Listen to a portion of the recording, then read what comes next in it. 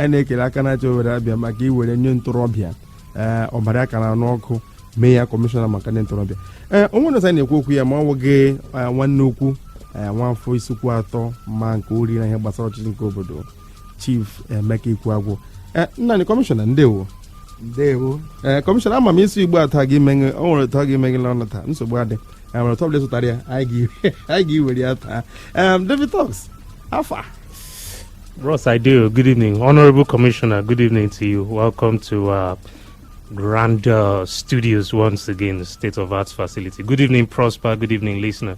Good evening, David Talks. David Talks, see, I pray me marry a woman. So I know we'll go again. And not be today. I mean, if not be say, by my live matter. My commissioner.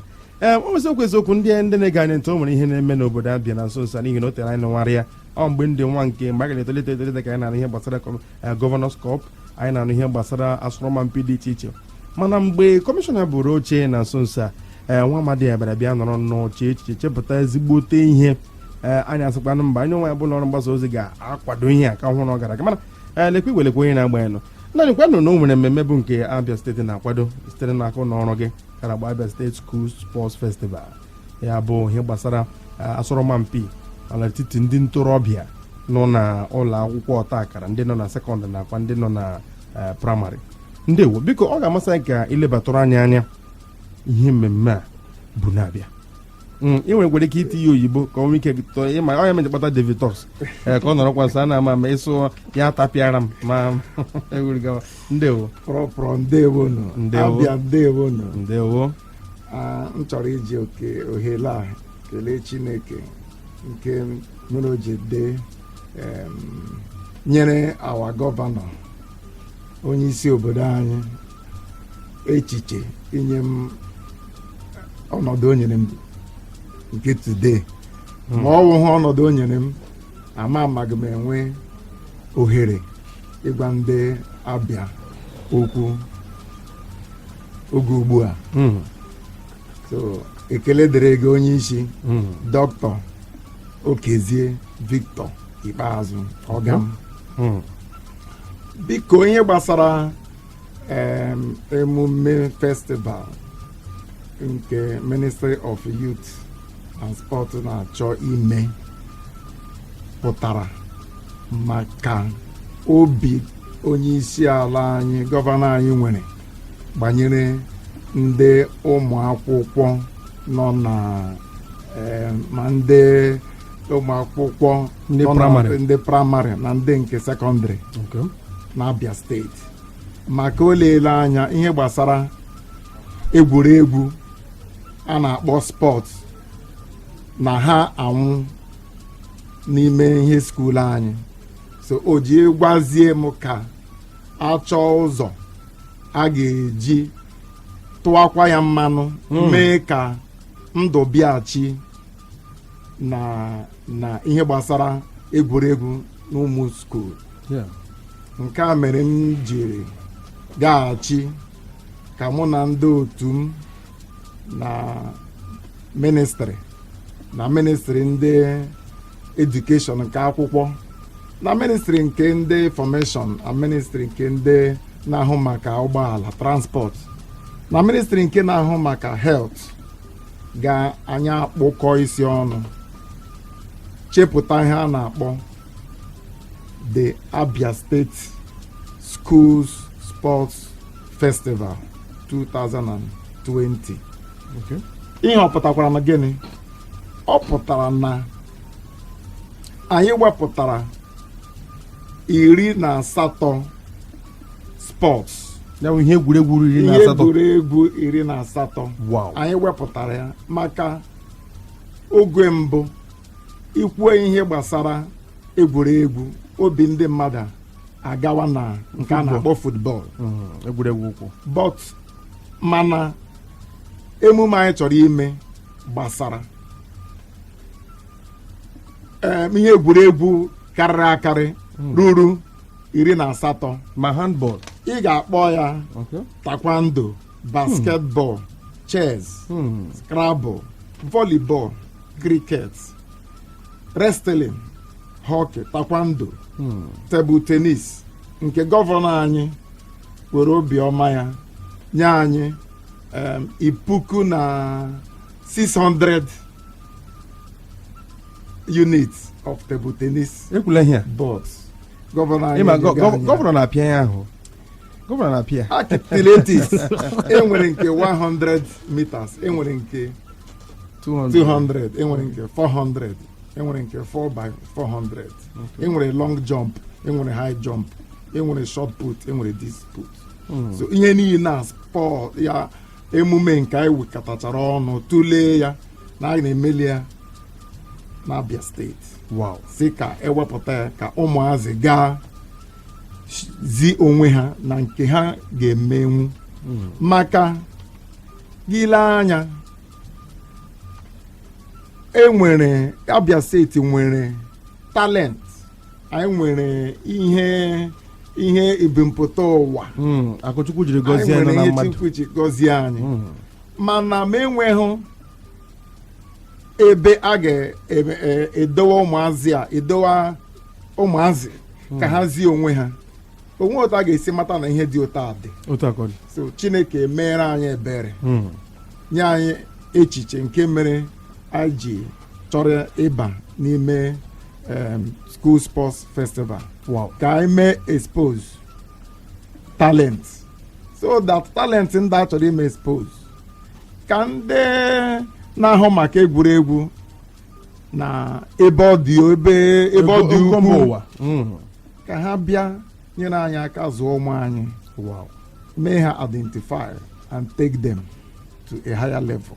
ndewo kọmishọn ịgwaga eziokwu ịtala ọkwa aja eze nke awụ ịtala n'ọgbu ya aja aja na-egbughị oge na ngwa n'ihi na dịka egosiri ọtụtụ ihe ndị a niile. David, Okay. you have any question when you go give commissioner? Because all these things you don't mention a lot I of get things. I get questions plenty, but I go just limit them to Just only one and two because of time. just to Commissioner. I overheard you talking about partnerships with other ministries like health, education, and now my question is: what are your expectations from public figures, private individuals, and businesses with respect to sponsorship? Well, I hope I'm gonna speak English. Yeah, speaking Yeah, go ahead. This event is one of the biggest, if not the first, biggest event that will happen in the history of school sports in Abia State, and since the creation of the state. And as a result of this, talents must be exposed. From this activity, we are going to see the Mary Onyales, the Chukwuezes, the Kalonwankos, and several of them. We are going to discover them in these games. And of course, we are expecting well-wishers, we are expecting the businessmen, the businesswomen, industrialists, the banks, the corporate people, the lovers of government, the lovers of Okezi Ikpeazu, the lovers of our children to come in full force to support this event, because government cannot do it alone. Support by giving us equipment, support by giving us moral, support by encouraging us in every other way possible you can. We need all the support.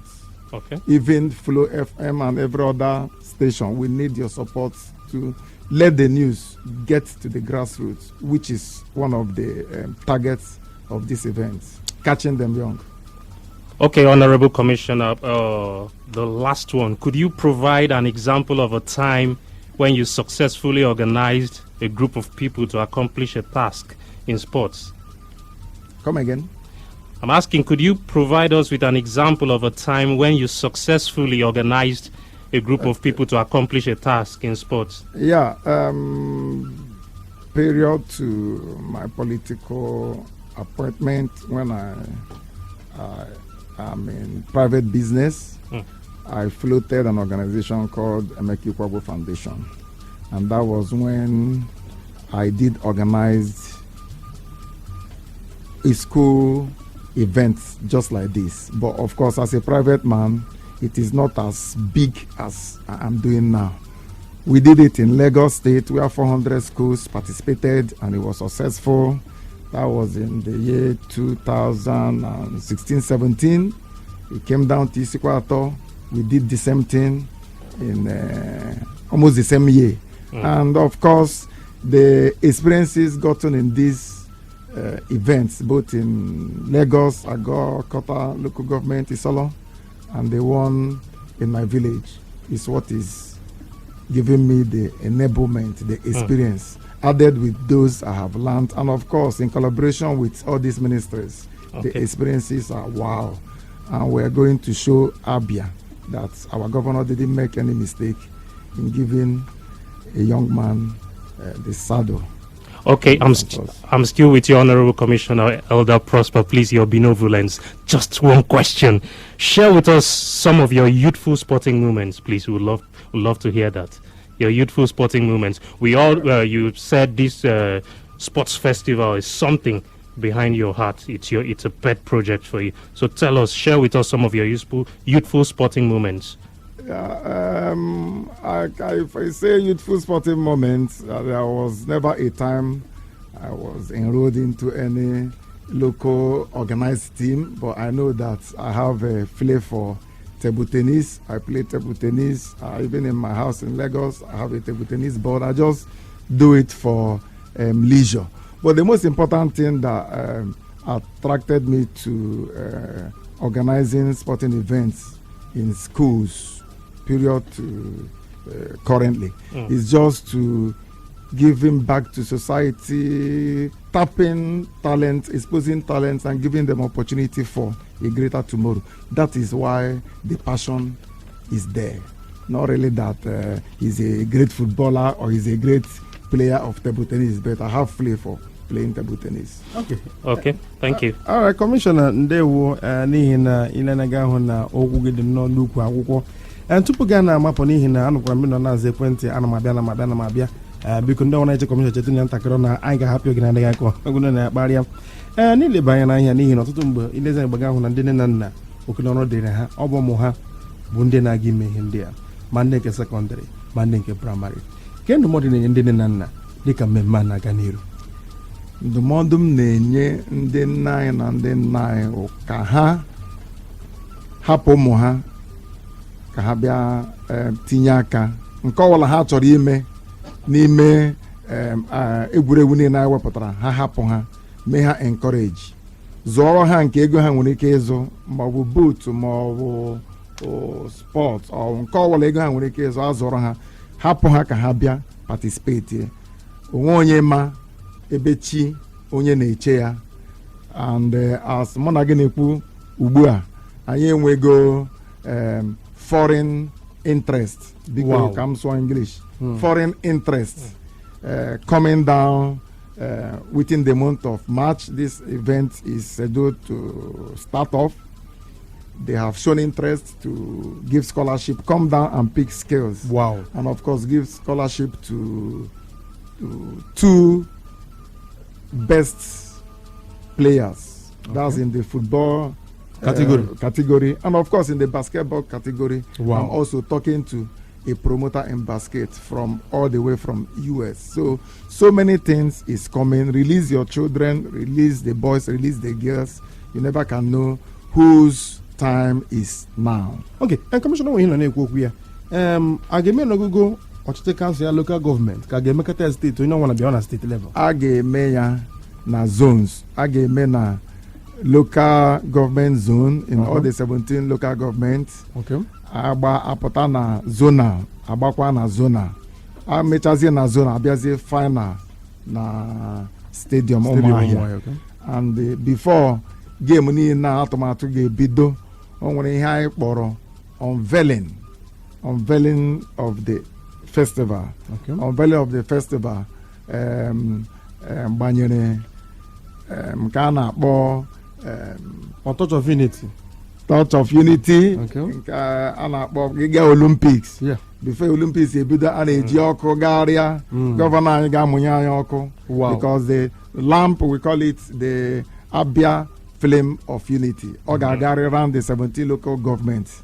Then bịa kwụsịzie na the stadium where their governor will lit up the torch Wow. and nke a gacha ọ ga-emere anyị unveil the jingle maka ihe anyị na-eme nwere egwu na-eso ya n'azụ mgbe ọla akpọrọ ya mara nọ nke a Ọ bịala. na egwu a na event a abịala ọ ga-eme anyị unveil ọ ga-emere anyị unveil the mascot and the logo of the event Wow. in a grand way. And m chọrọ ka ị mara today na the minister for youth and sports, our own honorable, is interested in this event. Mụ na ya ekwugo, mụ na ya testigo, ya mee ka m mara na ihe a nnukwu ihe ka Abia steeti chọrọ ime and na o nwere mmasị ị participate. And as I'm also talking to you now, ụmụnne anyị ndị commissioner of youth and sports in Ebonyi State, Okay. in Anambra State, Okay. and Enugu State. Of course, Imo State, before ihe mere Imo State eme, ha niile ekwekọtachala ịbịa kwanye m aka n'ukwu bịa Abia State in the month of March mgbe oge bido. So ihe abụghị ihe achọghị ime ya ka ọ bụrụ ihe a na-emebu mgbe mbụ Abia thing no under the carpet. We want to expose Abia and take Abia Youth and Sports Ministry to the next level. We have started. Okay, and we gwa eziokwu ma ụgwọ fụkpụrụ ihe agara masị ka anyị gaa n'eru mana otu ọbụla si na the commissioner ga-abịakwa ọzọ. Commissioner ebe ọ ga-ekwe ya abịakwa ọzọ. Aga m abịa ọzọ. Mba, ama m ị ga-abịa. Igbo na-ara ahụ.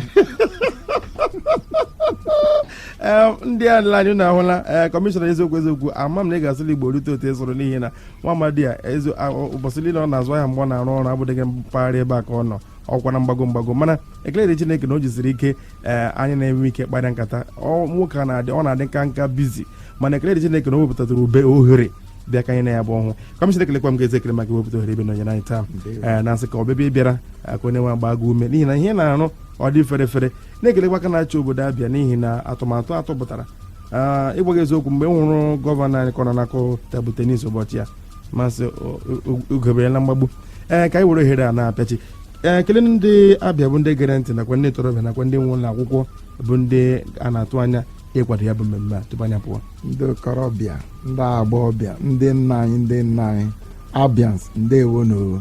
Ndewo. David Talks. Ngwa nekele ọha ezigbo gị apụọ. Greet people before you come out. Now wetin I talk. Wonderful people of Abia State, I greet you. And for the sports festival, it's a promise that it's going to be a grand one. Nothing you've seen before.